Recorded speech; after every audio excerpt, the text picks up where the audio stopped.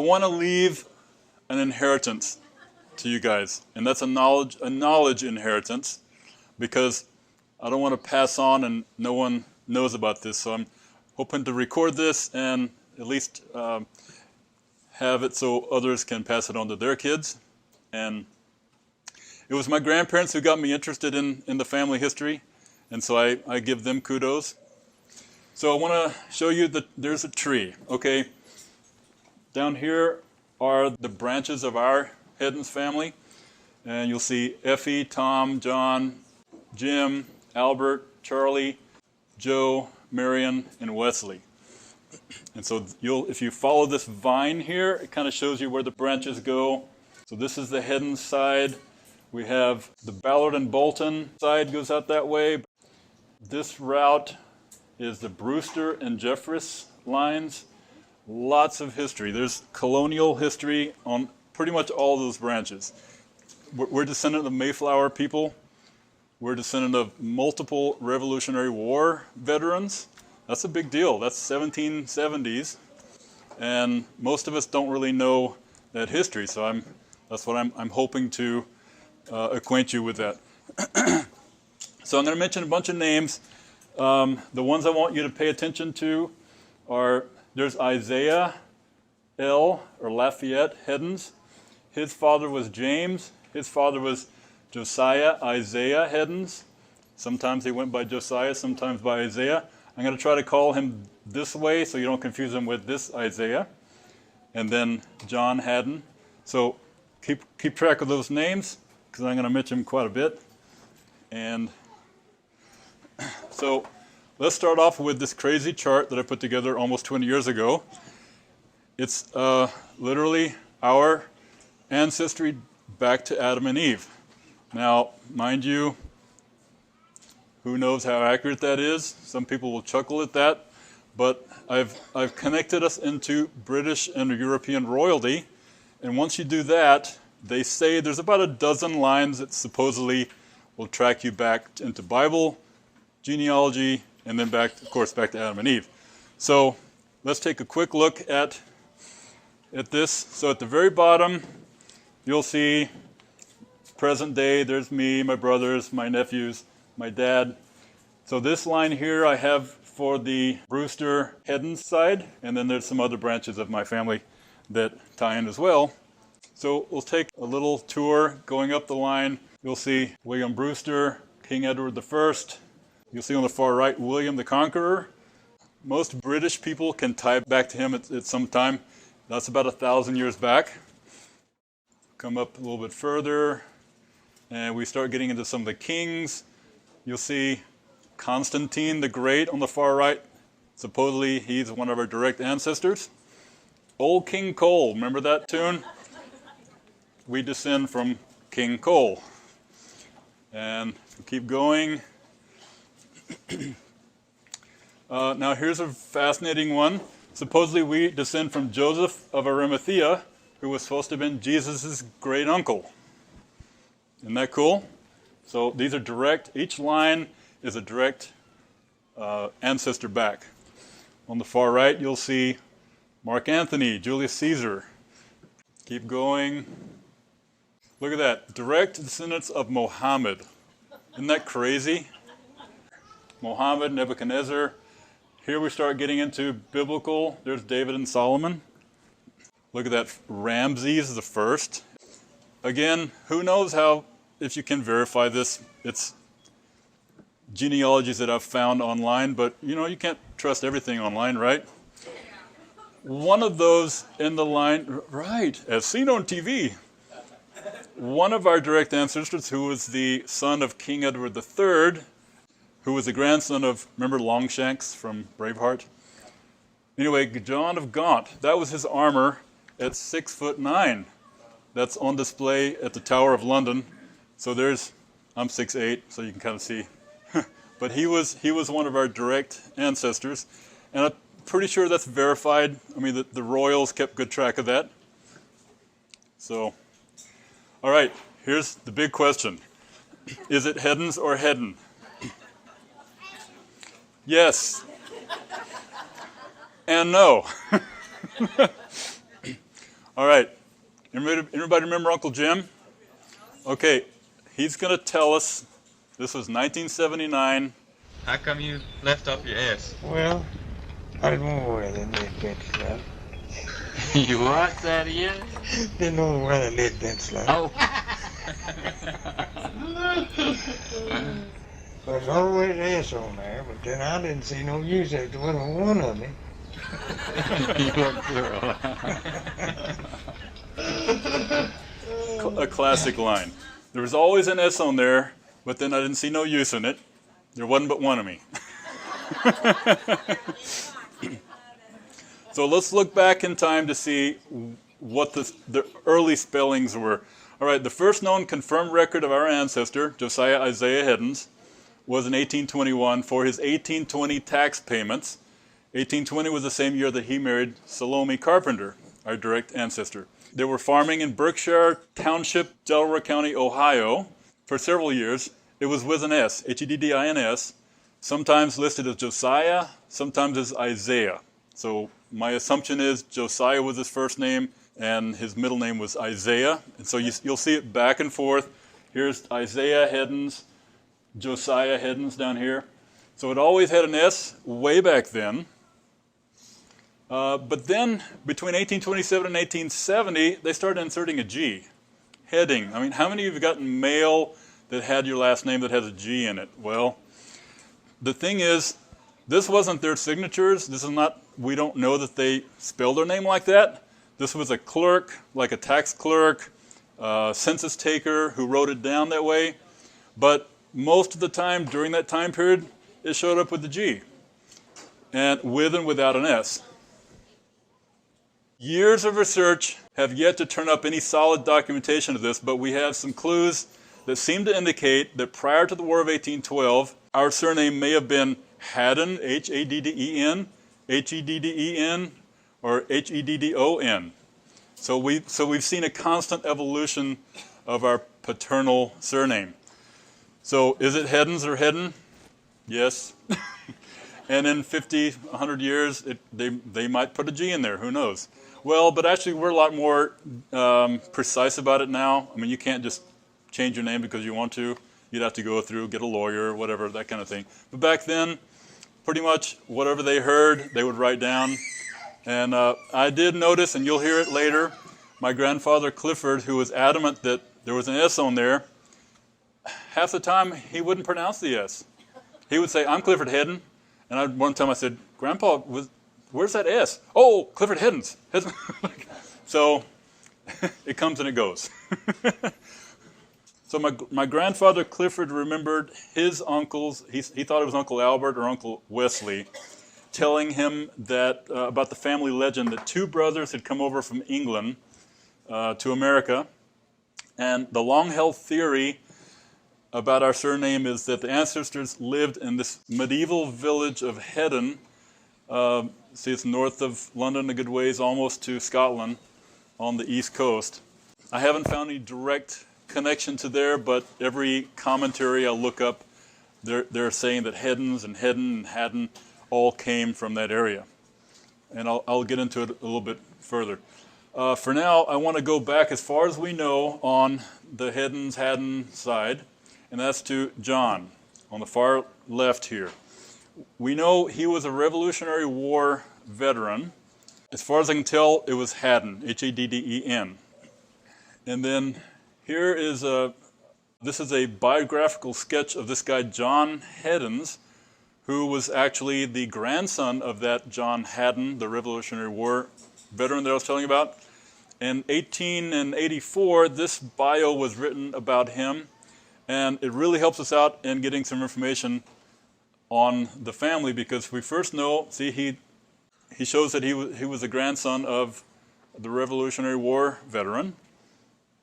We find out that their family were Methodist Episcopals. I don't even know that was a denomination, but it's, I don't know, a combination of Methodist and Episcopal, but they call it a Methodist Episcopal. Also, we find out that his father, Josiah Isaiah Heddins, was invalid.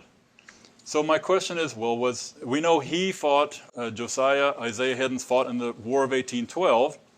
So my question is, well, was he wounded in the war? And so I did some research, and I think I've come up with some ideas, that maybe some theories, working theories on that. But here's the record of two Hadden brothers, John Hadden and Joseph Hadden. And I believe from the clues that we have, this was our man. Again, there's no solid documentation, but we can get, there's some clues that we can gather. If that is the same guy, then, and we know he also fought, or this John Hadden fought in the Revolutionary War. We have documentation of that. It's just tying in, is that the same John Heddins, Hadden, whatever. But here's his lineage, and it goes back to, see the John Hadden Sr. all the way on the far right. He was born in England prior to 1606.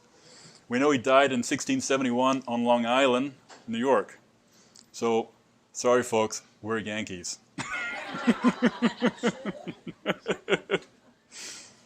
All right, and then, so here's that Private John Hadden, his children. Now we see a recurring name thing here, which is one of the clues why we think this is our guy. There's Charles, Abram, John, and James. Now John and James are common names, of course. Charles and Abram, not quite as common, but they recur over and over in those generations. And Josiah Isaiah Heddins named 4 of his sons by those same names. So that's why there's a clue that we tie into that Hadden bunch. All right, so next we want to take a closer look at Josiah Isaiah Heddins and his wife Salome Carpenter Heddins. So those two that are in the light blue. And here is, they have a shared tombstone at Mount Tabor Cemetery just south of Charleston, Illinois. And I visited there about 20 years ago. It was really cool to be back there and to see their graves. I'd seen them in the census reports, and you can see they spelled it with the S. I think this guy was the first one to spell it this way. And I got to meet some of our distant cousins up in Charleston, Illinois, including short cousins. This was Dale Heddins. He was a grandson of Oscar Heddins, who was one of the Heddins patriarchs from Illinois. And he actually lived in his Uncle Charlie Heddins' house on the old Heddins home place. Charlie was a brother of our James, who came to Texas in 1852, 1853. So that's kind of cool to actually be at Charlie's house. Okay, let's take a look at this Josiah Isaiah Heddins.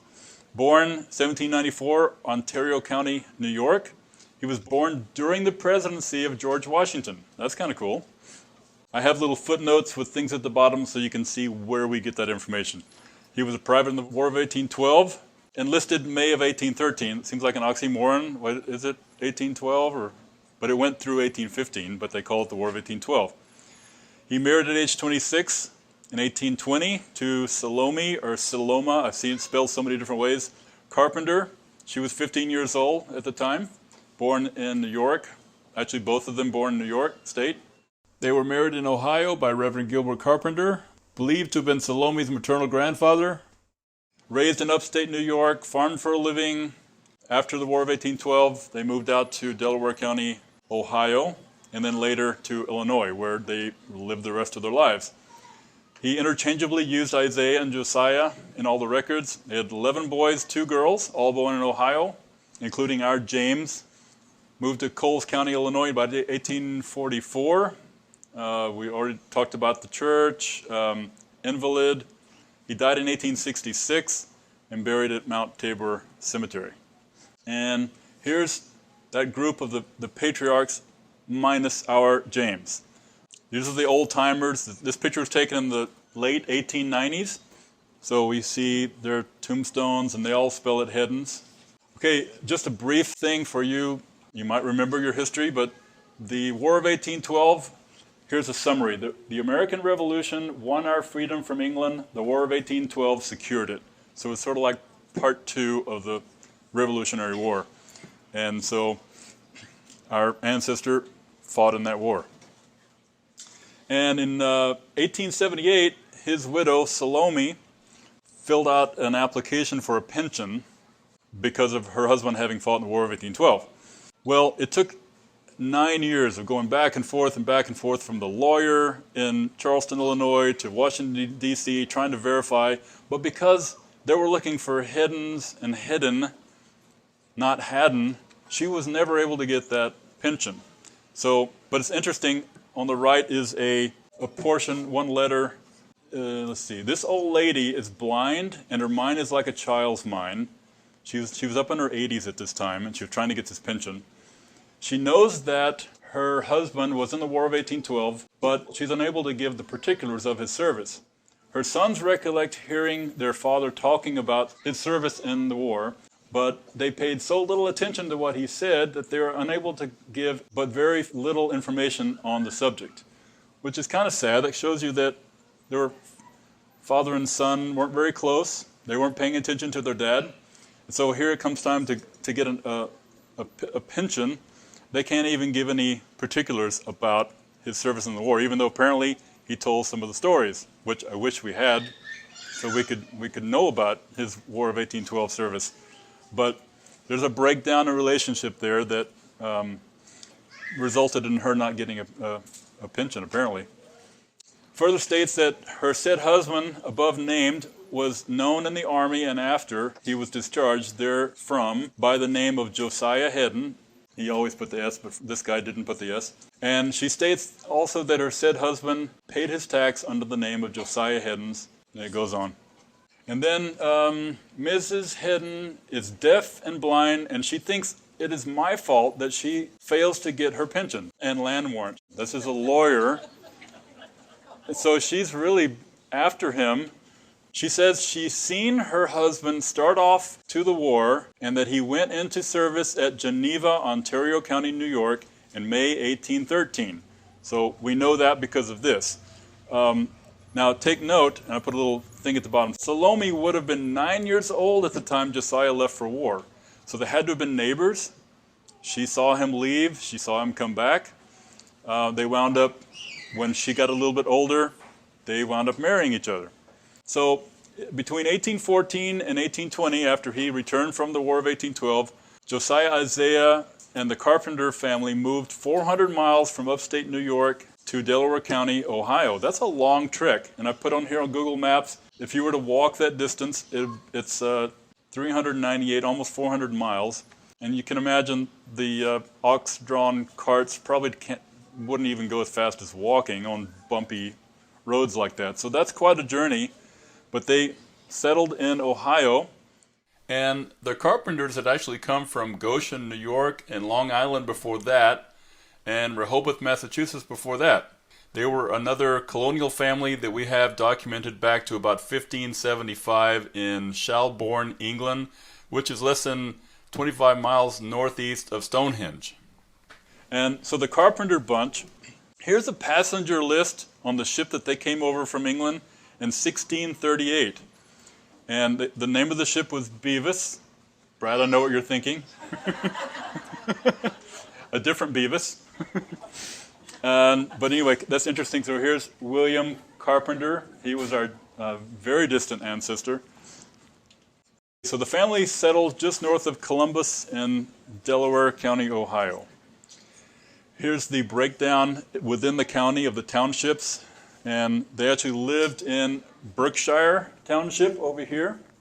Here's the county seat.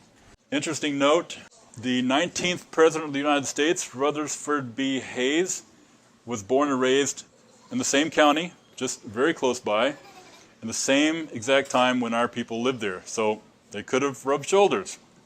All right, Josiah, Isaiah Heddins, and Salome married in 1820. And we only know this because of the pension application, because the courthouse burned there. We otherwise wouldn't have known this. So it's cool that they documented that. 1830 census, you see at the very bottom, Josiah Heddins. And then at the very top of this section, John Carpenter, who we believe may have been Salome's uncle. By 1830, Salome's parents, Abraham and Polly Carpenter, had already died. Between 1831 and 1835, Josiah paid property tax on 2 different places within the county. So the question is, was he really farming in 2 different places? That was 12 to 15 miles apart. That's a long distance back in that day. You don't just hop in the car and drive over there and check on your cattle or your crop or whatever. So there's a question there. I don't know why, but the tax records are very clear. 1831, Berkshire Township, also Lincoln Township. You can see that he was farming on 85 acres in one and 45 in the other. So my question is, could he have really been invalid if he was that hard of a worker to have two farms? I don't think so. He owned 2 horses and a cow. The horses valued at $40 a piece. That was a lot of money for a horse back then when you made less than $1 a day. His taxes in 1831, 84.9 cents. Wouldn't you love to have a less than $1 tax bill? Now, here's an interesting thing. In 1835, he shows up as being delinquent on his taxes in Lincoln Township. So here's where I start questioning, well, what happened? Because he disappears from the tax records for a few years there. So was he injured? If he was delinquent on taxes, maybe he wasn't able to work. So that may be a reason why he was called an invalid later. Because he seemed like he was a hard worker. He had 2 farms, but he apparently had some kind of an accident. That's my guess based on these tax records. Here they spell it Heading, so that's another weird spelling. So back to this one. So this John worked for his father until he was 21, being the oldest of the family, obedient and industrious. He was very serviceable to his father, who was an invalid. So that kind of gives you an idea that he depended on his older kids. So then in about 1844, the family moved from Ohio to Illinois. So there's Delaware and all the way to Charleston, Illinois, where they moved. And here's an interesting thing. They bought a farm 5.5 miles away from the Lincoln log cabin. And that was built by Thomas Lincoln, Abraham's father. So they were basically neighbors. And the county seat was Charleston, up to the north there. We know that Abraham Lincoln practiced law in Charleston. So that would be like somebody in Canton that's a lawyer. We could rub shoulders with them, maybe hire them to take care of some legal matters. So they were right there with Abraham Lincoln's family, which I think is pretty interesting too. So here's a map showing Charleston, and so they're just outside of the city of Charleston. And in the green is Josiah Heddins' 160 acres that he bought in 1846. And then the next year, our James Heddins bought land directly across the road from them, 40 acres. And then just down the road are the Brewster family. Well, we talked about the Brewsters tied in. Well, that's where James met Clarinda because they were neighbors. Thomas and Martha Brewster and their family had moved to Coles County, Illinois from Grayson County, Kentucky in about 1835. And they settled just down the road from the Heddins family. So in 1850, James and Clarinda married. In the 1850 census, at the very top there, you'll see James and Clarinda. At that point, had no children yet. A couple of houses down was Abraham, his brother, who married Elizabeth, who was the sister of Clarinda, Brewster. And then further down was Mary Ferguson, who was their sister, married Bryce Ferguson.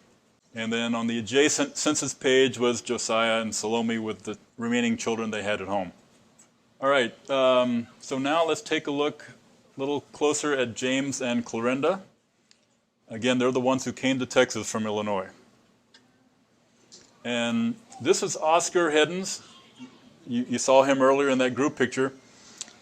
He was said to have resembled our James. We don't have a picture of James, at least one hasn't turned up yet.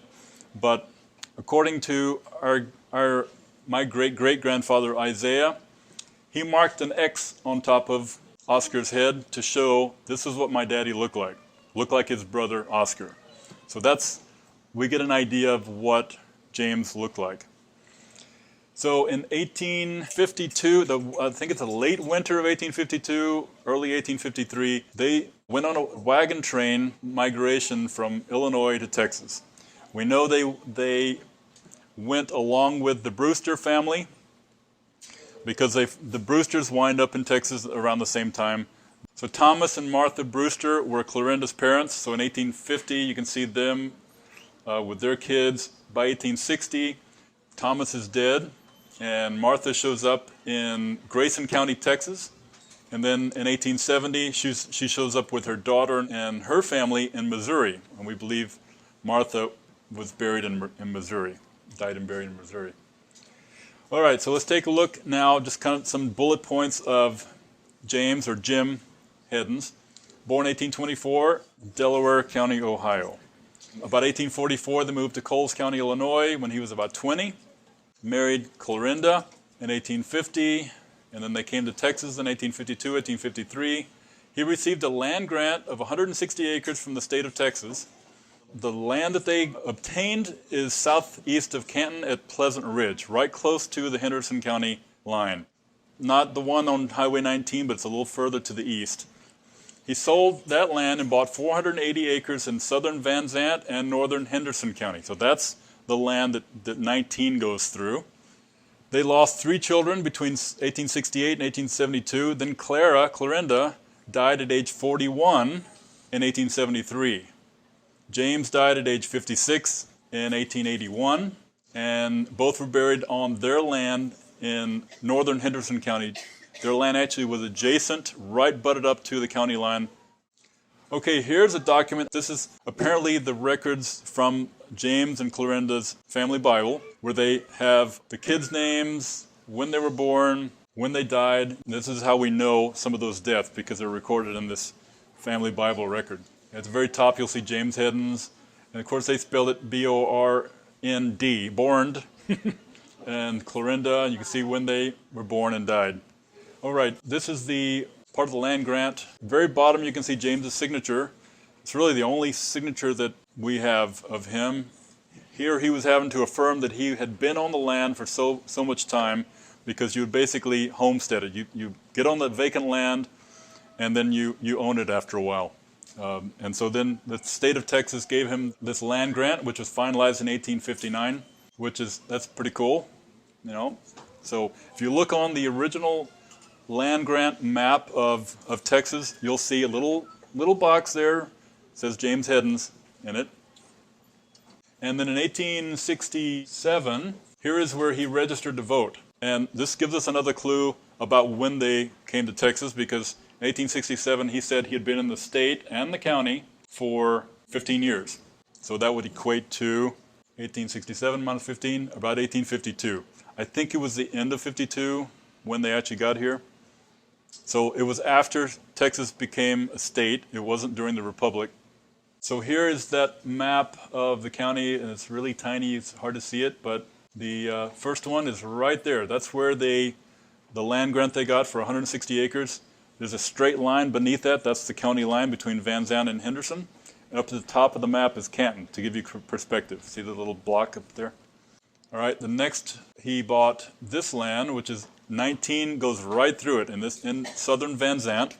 It was 320 acres there, and then the land that they're buried on is right there. And it's the southern part. It used to be one big block, but then the county line cut it in half. And so that was their land, and that's where they were buried. Here's the Van Zandt County tax records from 1855 through 61, and it keeps going further, but that's, see again, Heddings, and then Headdins. In 1860, this is the Van Zandt County census record from then. You can see at the very top, James Heddins, C.L., Clarinda Lee Heddins, and their children. And so our ancestor was Isaiah Lafayette Heddins, that's I.L. Heddins there. And you can see on the far right where they were born, so you can see when they moved to Texas, because the first 2 were born in Illinois, and then the next one was born in Texas.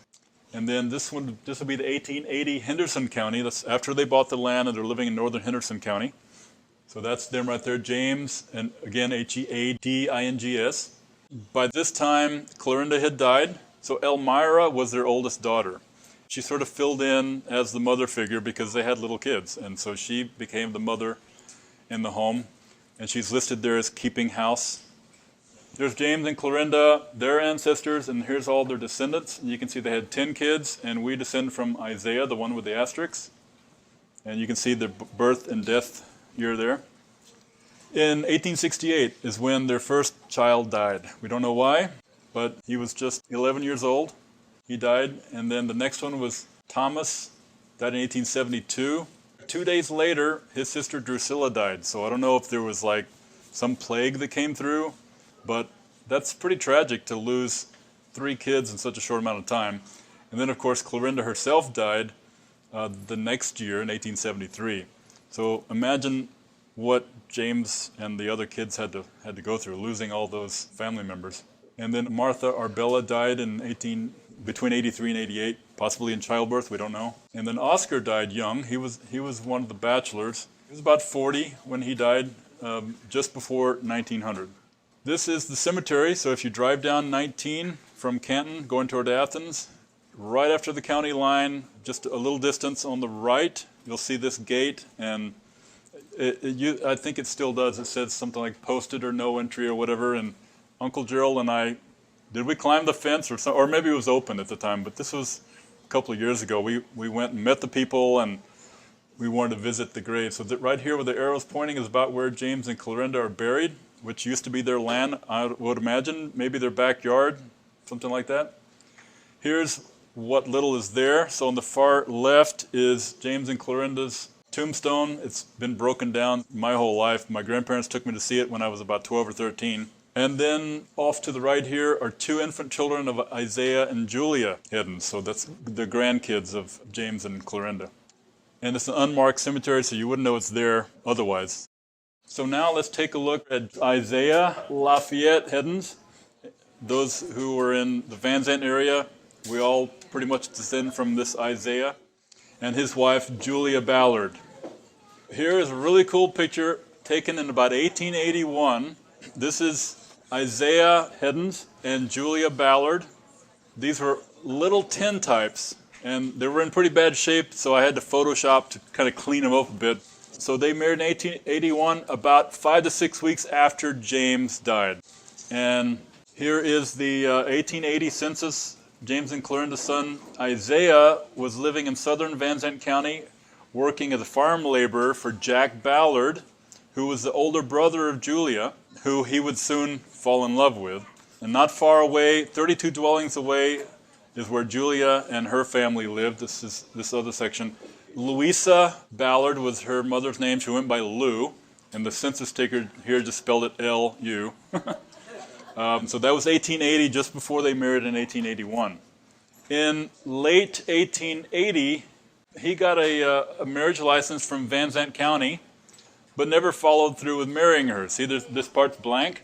So I don't know why the delay, but either he got cold feet or maybe because his dad was sick at the time, maybe he postponed it. But then in March of the next year, 1881, he got the license from Henderson County. And you see at the bottom is where they were married.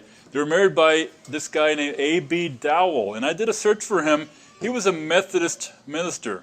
I believe he was at the church south of the Canton area, in Martins Mill area. And so it's interesting I want to track that down and see if I can find church records maybe that would kind of verify. But Julia's family were Methodist, and I'll get into it a little bit later, but her grandfather was a circuit rider preacher in Alabama. So very interesting history there.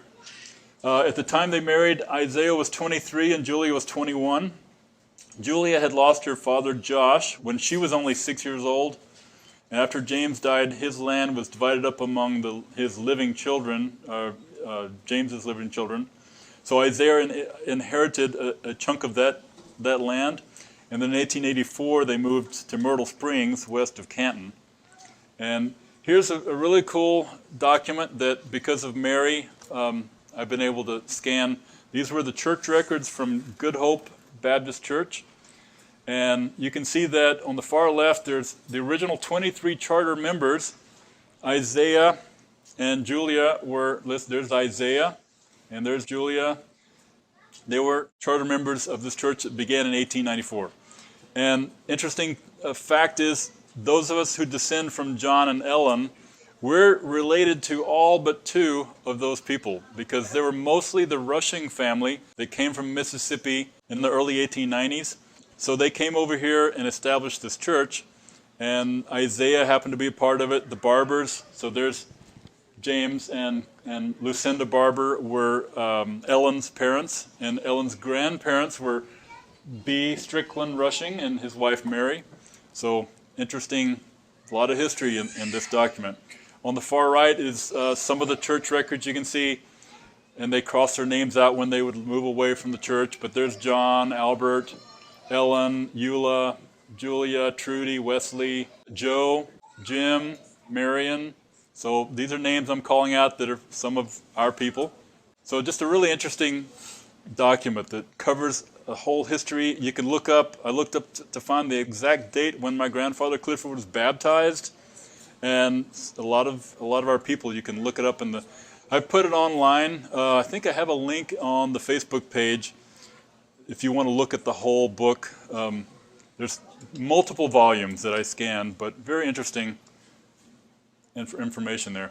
So, what's that? It's like the Methodist Episcopal Church. Uh-huh. We have the Baptist Church of Christ here. Oh, yeah, this was called the Baptist Church of Christ in the beginning, yeah. They dropped because it sounds like Church of Christ, but it's Baptist Church of Christ. Yeah, you can see that on the record there.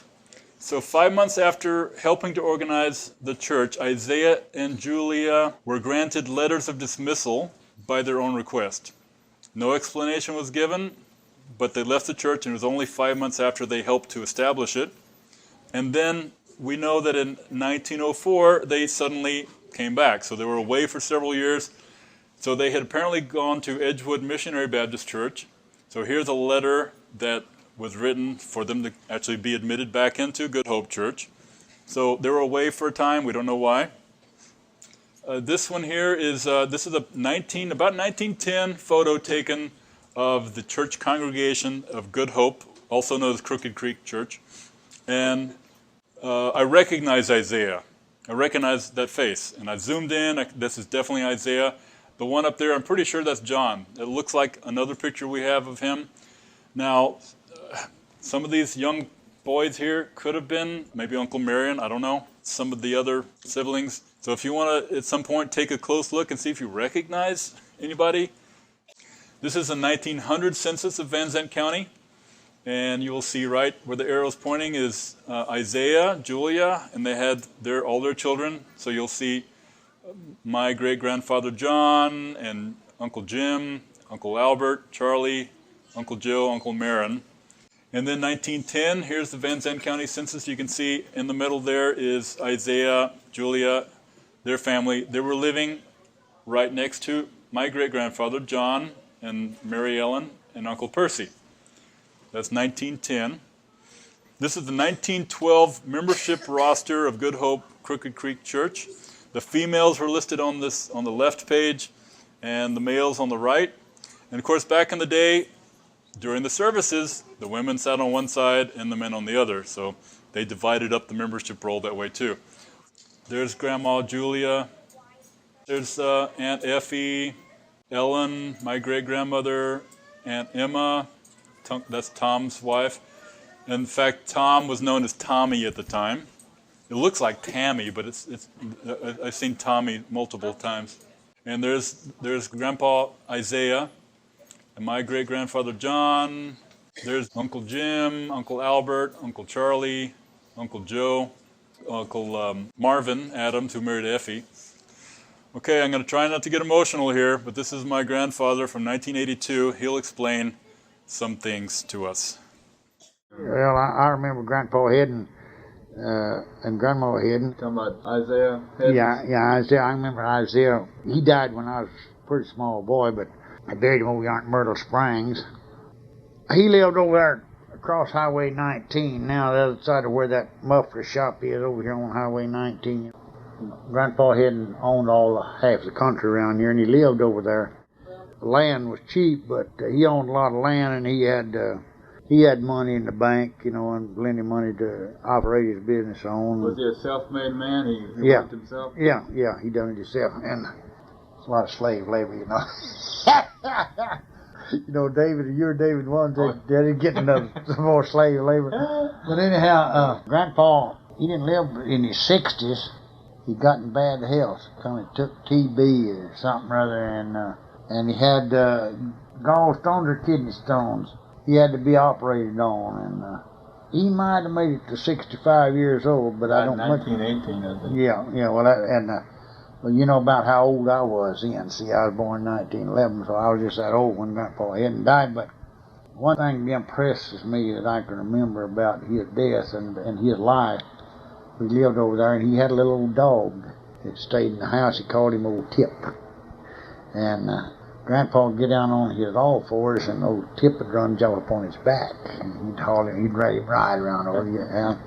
Then, when he died, well, we went to the funeral in wagons those days. They carried the corpse in the wagon. And we went out through the other side of Willow Springs and out through the Highland community. We went up through that road to the funeral. Wagons just following that corpse, you know, and just strings of them. Well, it got him buried over at Myrtle Springs, and see that they buried him in before they left the grave. They didn't leave it to the undertaker. The people buried him, took shovels and Had him in a wooden box? Yeah, had the coffin in a wooden box and put it in the ground. So then they shoveled the dirt in on him after they put the lid on the box. They shoveled the dirt in there and mounted it up, you know, and put these markers at each end, and it was coming up some awfulest clouds you ever seen back in the west. Here we was a pretty good jump from home. See, we lived over here, and I guess it's 8 or 10 miles over, and just an old open wagon. So we scattered from that graveyard, and Papa trotted them mules, bringing us home. And we come, and me and Pat and Percy sitting in the back end of the wagon with our feet hanging out the end gate, you know. He run over some roots in the side of the road, an old tree. That old wagon bounced up, and when it did, well, we was bouncing in the back, and Papa was trotting the mules pretty fast, and he just run out from under us and down to the ground we went. But we got as far as Uncle Buck's and Aunt Hetty's and stayed all night that night and come on home the next day after the rain.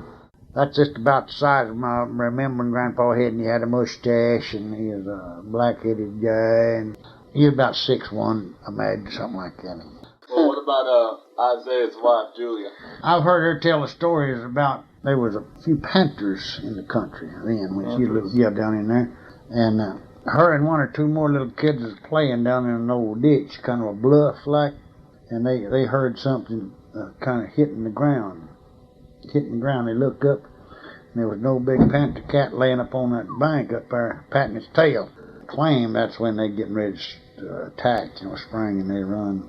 And so they run. It wasn't very far from the house. They run and got to the house, and that night, well, they had a mare and a colt out in the barn out there, and they had it shut up in the stall, and that old panther come up there that night and tried to get in there to get that colt, but men shot him off with some old muzzle-loading shotguns, you know, and didn't kill him. I thought he killed the colt. I believe he did kill that colt. Yeah, got it out and killed it. Yeah, that's right, he killed that colt. But and scratched the mare up. Yeah, scratched the mare up, and cat Well, like tried that. to get in the door, didn't it? Yeah, tried to get into there. They had a crack under their front door, and they had some rags stuffed under there to keep the cold out, and that sucker pulled them rags out trying to get in that door. And she said that she was a little girl at that It's time. kind of a leopard like. Yeah, kind of leopard cats, but she was one of them little low, black-headed, Jewish-looking woman. Looked kind of like a dark, yeah, and black-headed, and well, you don't remember Uncle Ab, you don't remember Papa much. My daddy. And Well, tell me something about him. he was. I just can tell you that he kind of favored Grandma, but Papa was a little dark, you know, and black-headed. And You ever remember any stories he used to tell you about when he was a little boy or anything? Did you tell him about Aunt Effie and Uncle Tom? oh yeah, I've heard him tell about Uncle Tom Heddin and Aunt Effie. That was his brother and sister, you know, older than him. They was picking cotton. And Grandpa Heddin, their daddy, gave them a task, you know, to pick, so much to pick, and they didn't get it. And they was coming quitting time and getting late, close to dark. And Grandpa made them go back out there in the field and pick some more cotton. And so he sneaked around to watch them, you know, Grandpa did, and listen at them. And Uncle Tom would say, "Snatch, Effie, snatch, snatch, Effie, snatch, let's get it out of here." Grass birds and all. Grass, birds, and all. But Papa talked like he had a hard life, but they had, Grandpa had property and some money, and I can remember they're going to their house to eat. Their old table as long as that, and y'all's long table, your daddy's and them, and something like maybe the Waltons might have. Yeah, about like the Waltons and the old benches. They had a long bench on the side, each side of that table, and they wasn't made out of a 12-inch boxing plank. They were made out of about a 10-inch 2x. You see, and then later on, if you didn't be careful, you'd turn it over. They'd string up and down, they'd eat up and down them benches, and we'd go there, kids would eat on the bench. They didn't have chairs on at the end of the table. They had a bench on each side of the table. And chairs at the end of the table. The kitchen and dining room was all together. Grandma had one of them old cabinets, old tin cabinets, and the flour bin up here, and the coffee bin and the sugar bin up there in it. And you wanted to make bread, make biscuits, I stuck your pan on there and sifted you some flour out with a sifter in your pan. And if you were going to make coffee, you put your coffee pot up on there and turn the handle, and it'd grind that coffee, whole grains, whole coffee, you see. And I had all them different compartments there to put stuff in instead of a cabinet you reach up here and stick a sugar jar in or something. They had it in Floyd Heddin still got that old cabinet. It's good to hear my grandpa.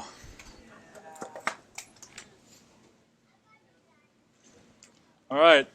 Now, in 1979, my grandpa and my dad and I went to visit Uncle Jim. And actually, there's some Uncle Jim family over there. And so take a listen to what he had to say. The guy on the right with all the hair. Yeah, I was 18 then, so, I had lots of hair. One thing about it, if anybody in the country had any money, he did. Oh, yeah. He took care of the situation, too. Yeah. Whenever he needed to go to Edgewood, attend a church bid or something, he went horseback. Yeah. Well, no, that's before he got a car. Grandpa owned the first car coming that country, didn't he? Outside of Mr. Gillum. Yeah. Yeah. I think he did. Yeah. Mr. Gillum had the first one, I believe. What, Model T? No, it was Maxwell. Maxwell. Mr. Gillum had an old Ford, I think. I rode about a mile, I guess, in that thing. So this is the Maxwell is the kind of car that Grandpa Isaiah had. I don't know the exact model or even the year, but they started making them in 1904 and I think through early 20s. And so he had one of these. And interesting note, Uncle Tom's son Lettrell told me years ago that Grandpa Isaiah was very protective of this car. And but on more than one occasion, a couple of the boys that were still living at home would sneak away with it without letting their dad know. He said they would push the car away from the house and then crank it so Grandpa wouldn't hear it cranking up because it was one of those, and they would go for a pleasure ride or whatever and come back, and then they'd stop it before they get to the house and push it back close to the house. Pretty fun. Over through this time of year, the mosquitoes eat you up at night and ticks in the daytime. And they drink water, come off the house, stop an old cistern or something, or they go down to the spring and get you a jug of water. Yeah. And when I've done that myself. Yeah. Find that old skim on top of the water, and get me a drink. Yeah. I can guarantee you, every Van Zanter had a tick in his navel.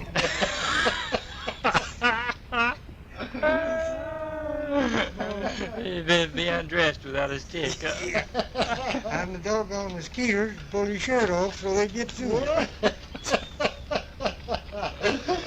How they lived as long as they did, I don't know. Yeah, I don't either. I declare. Just the good Lord, that's his part of his way of doing it. Yeah. Well, it's raised up tough, tougher than we are. Yeah, that's right. Down the bend. Okay, in the fall of 1913, the Minutes of Good Hope Church reveal that there was a difference or a dispute that arose between Grandpa Isaiah and a Mr. J.S. Hunter. And a committee was appointed to try to resolve the issue. You can see here. So I don't know what went on, but there was some kind of a dispute that took place, and so the church back in that day would take care of issues, and if there were, somebody out of line, they would go correct them. And so even though Isaiah had been one of the instrumental leaders in the church, something was going on here. And then the next July, so that's several months later, we see the committee that had been appointed to adjust the difference between brothers Heddins and Hunter reported. Report received and committee discharged. On motion, the church withdrew fellowship from Brother Heddins for non-fellowship. So apparently he was embittered at Mr. Hunter. Again, we don't know why. And he stopped attending church altogether. So because of that, they saw that there was an issue, and they went to try to correct it. And this is the last record of that we know he was actually plugged into the church. So he apparently got embittered, and the thing that it's like they were, I know in 2 Thessalonians chapter 3, there's church discipline, but if they're not walking in these ways, then you need to separate from them. So that's pretty much what the church is doing. It's kind of we don't really see that anymore. But apparently there was turmoil in the Heddins family also, because just a few months later, we see the church was disciplining some of Isaiah's sons. So, okay, get ready. This is not gossip because they're all dead now, right? It was reported that brothers Albert Heddins, Charlie Heddins, Tull Smith, and Furman Barber had been drunk. And so they deferred till the next meeting, and the next meeting, somehow Uncle Charlie got left off of the next one, but it says, on motion, the church withdrew fellowship from Brother Tull Smith for getting drunk, also withdrew fellowship from Sister Tessie Smith for dancing.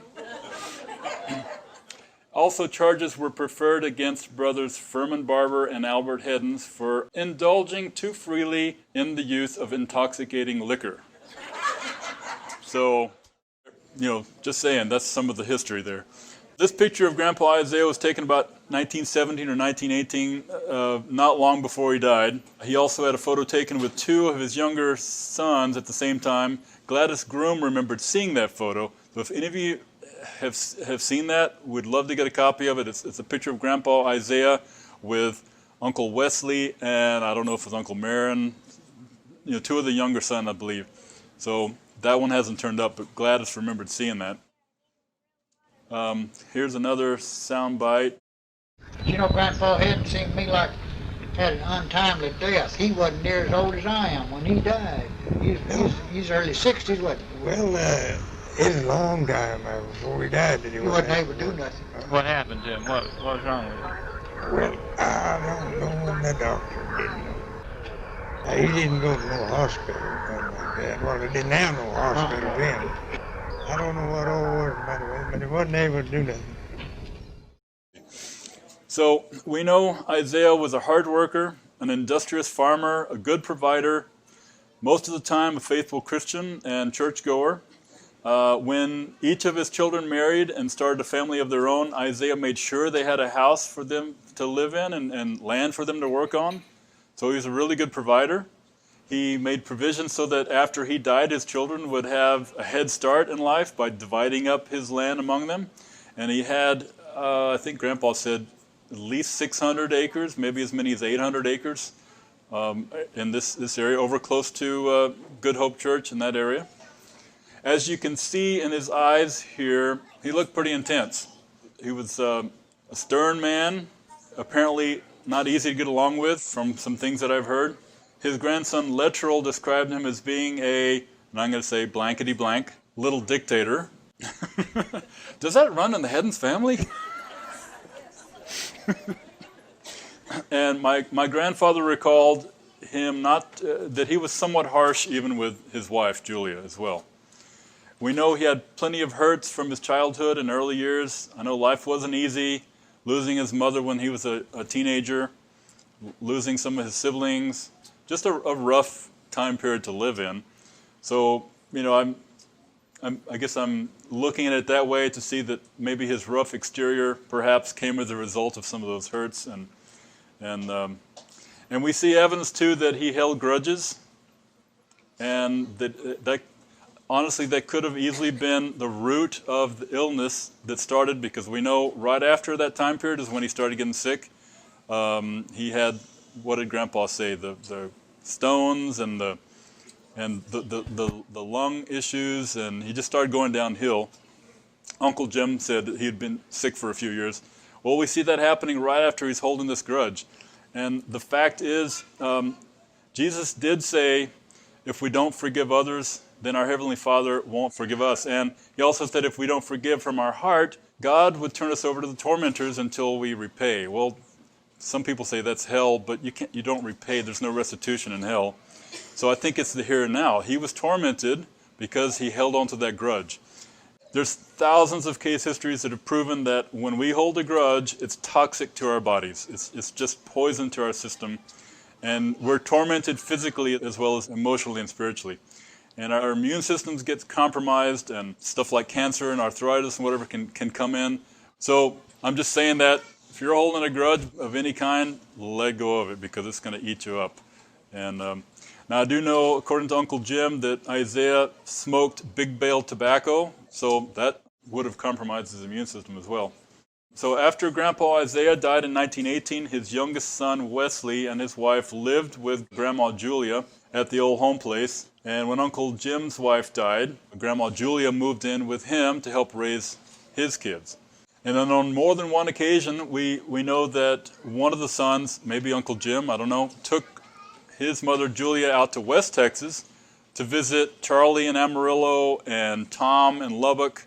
And I know Joe moved to Sweetwater for a time. That's where his wife was from. And here is a clip. And the audio was pretty bad on this one because my equipment at the time wasn't so great. But I'll see if I can get, if you can. This is Uncle Jim's daughter, Gladys. And Gladys's family is back there. So glad you guys are here. So you got to know her pretty well. Oh, I mean, bless her heart, she'd had, our beds were in the same room with her. And she'd have those nightmares, I'd call them. We'd call them that now.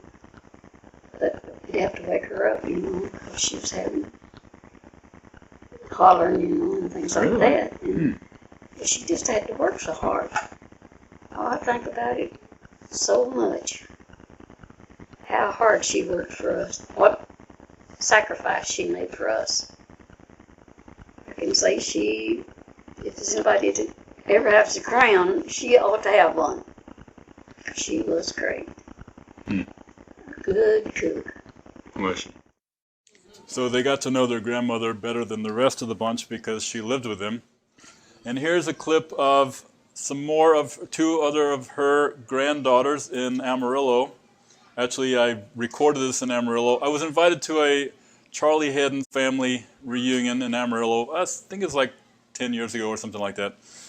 They heard that I had done some research on the family, and so they said, give us a little, you know, a history about it. Well, I wasn't prepared, but I went ahead and just, from my memory, started, and everybody had their video cameras up, and I'm like, so I decided, I'm going to be prepared next time. But anyway, so this was recorded there, and this is Polly, who actually at the time lived in Modesto, California, and her sister Grace, who she's still alive living in Washington State. They're talking about their father, Charlie, who was a brother of my John and Uncle Jim. So take a listen to this one. Tell me any of your memories of your grandmother, Julia Heddins. Vaguely, I remember she came to Amarillo once when I was probably about 7.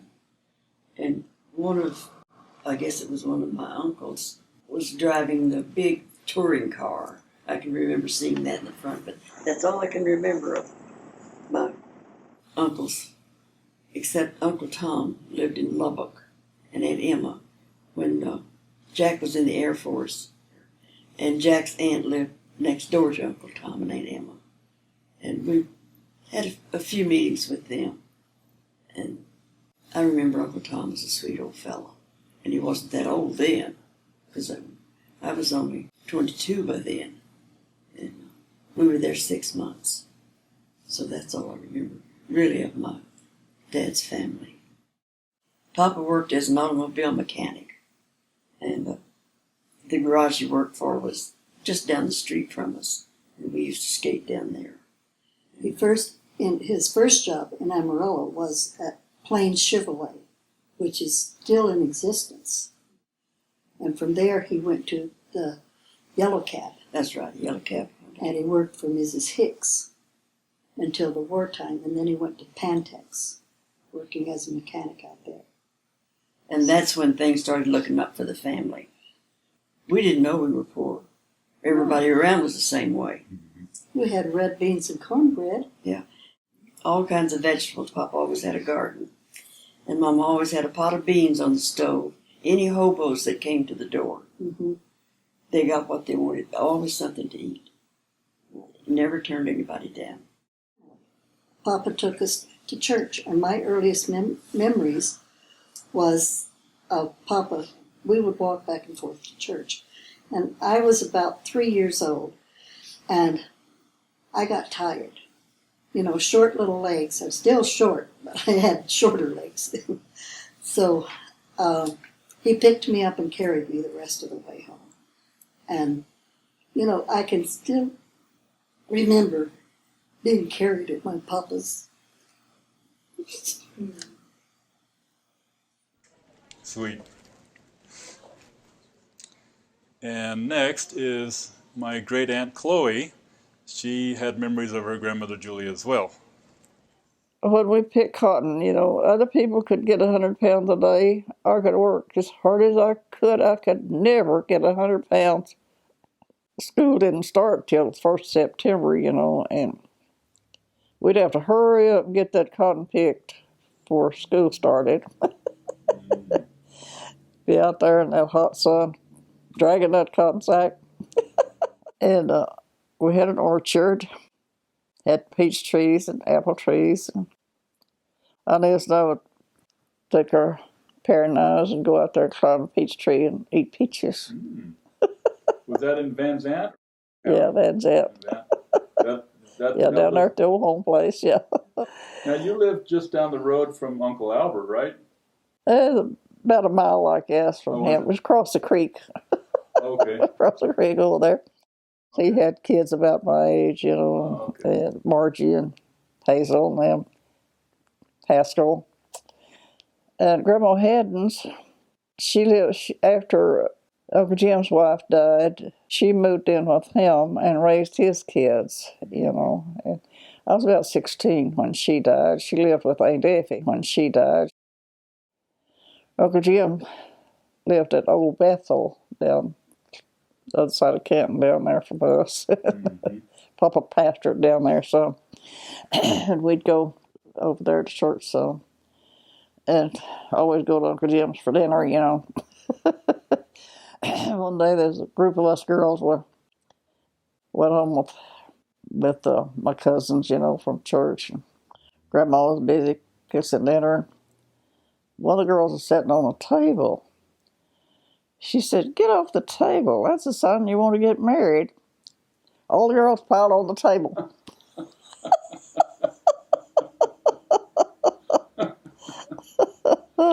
Grandma always said, "A whistling gal and a crowing hen always come to some bad end." She didn't want us whistling. I love to whistle. She was a hoot.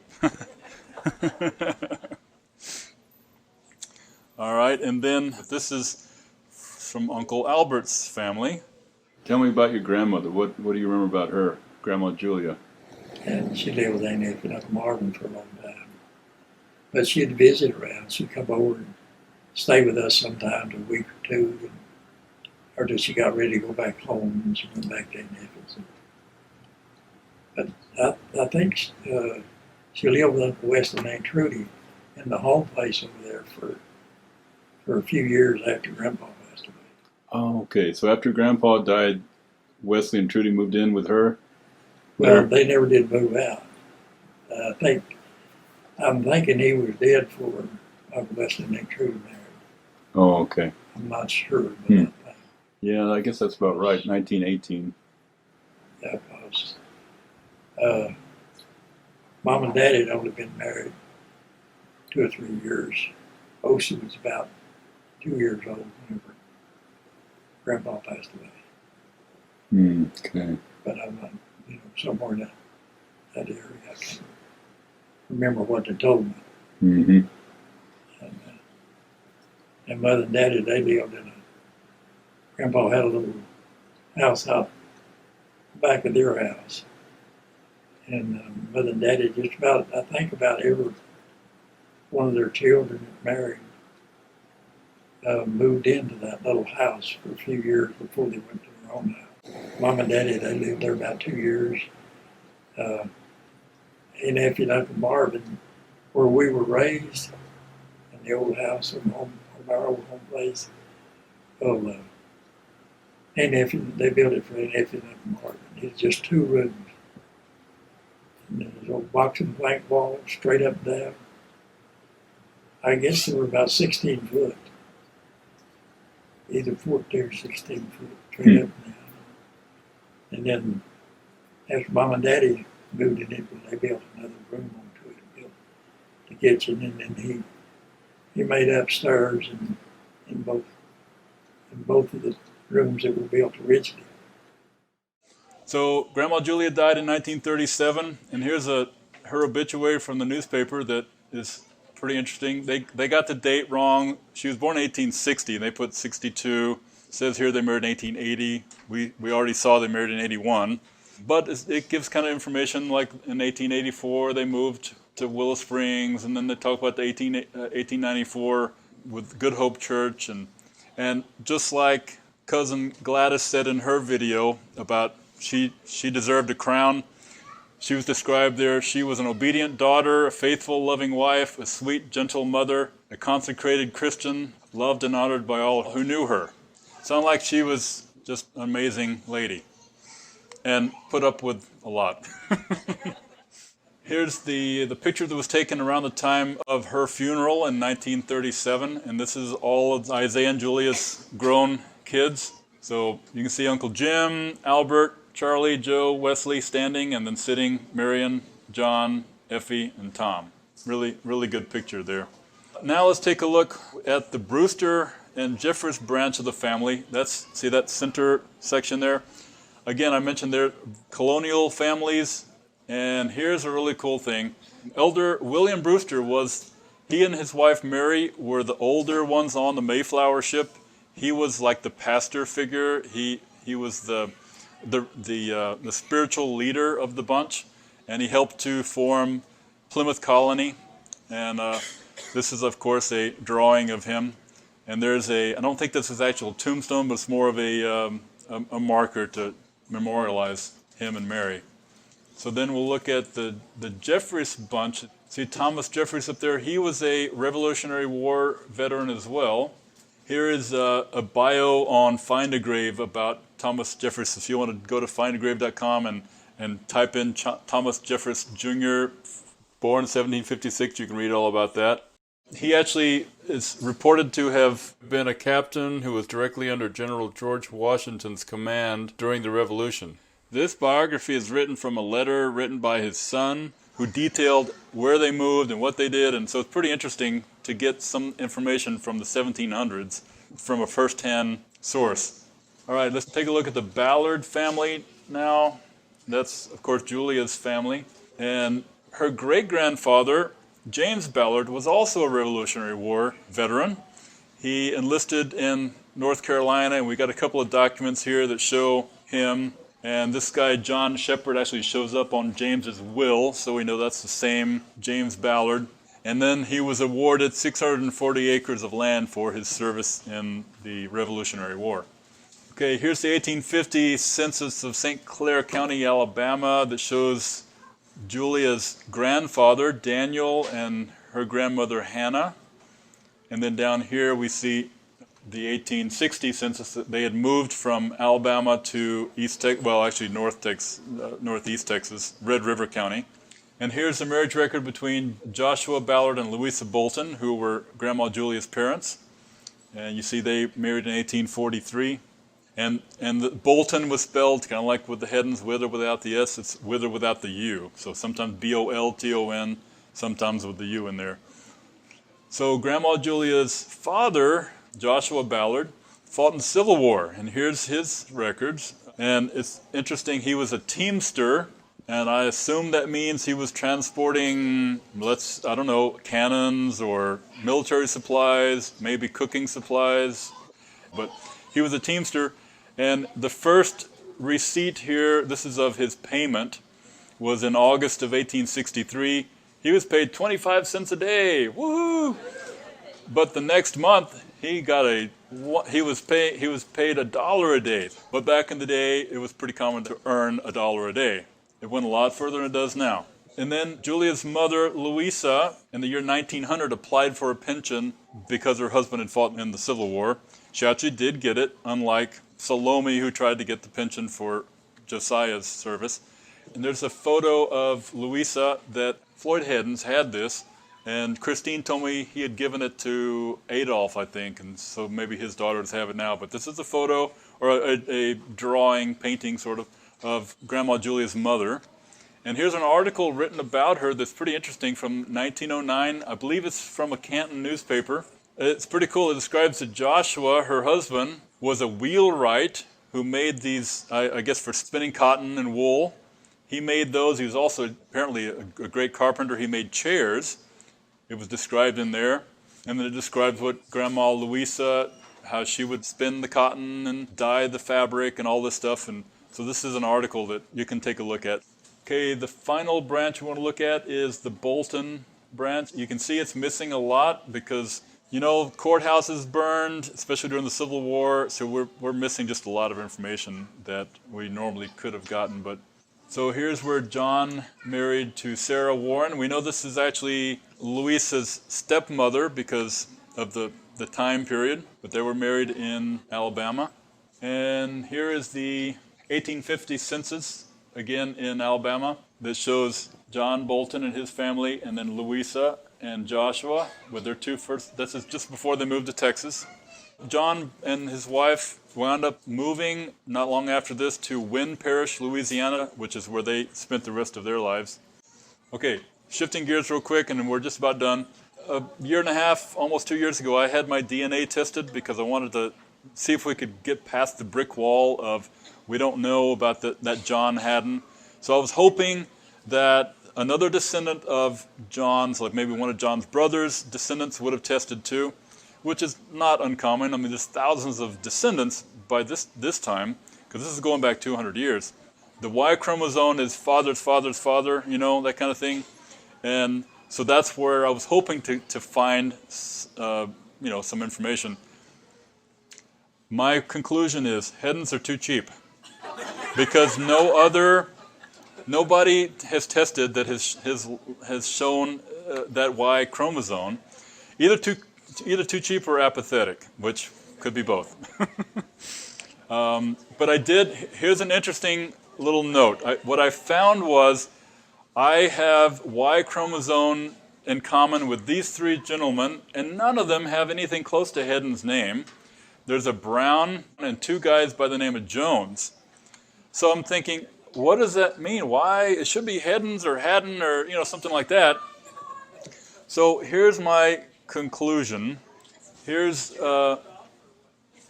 what's that? Asked if you got ripped off. No, I mean, I do. I found multiple Heddins that I'm related to, but it's all descendants of Josiah, so it's within our group.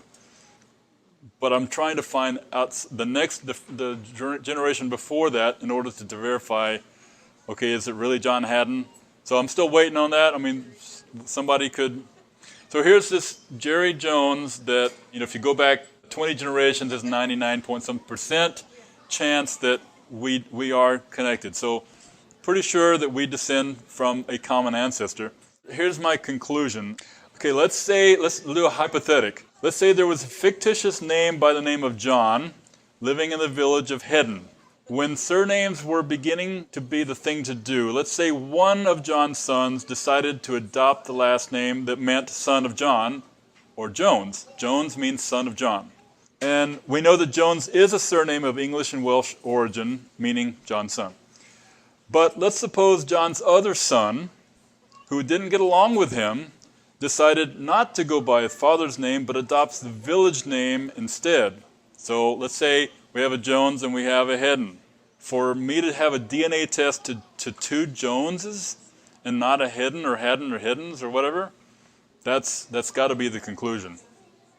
It's either that or, this is a tongue-in-cheek thing, but maybe our elusive John Hadden, the Revolutionary veteran ancestor, was really John Jones, which happens to be listed right next to him, and he changed his last name to match these two brothers that he became friends with.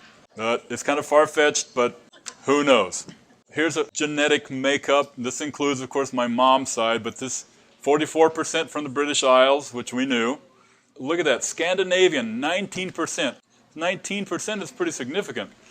We know that the British Isles were invaded by the Vikings starting at about 1200 years ago, and William the Conqueror, who invaded Britain in 1066, also had some Danish and Swedish ancestry, so that would explain where it comes in.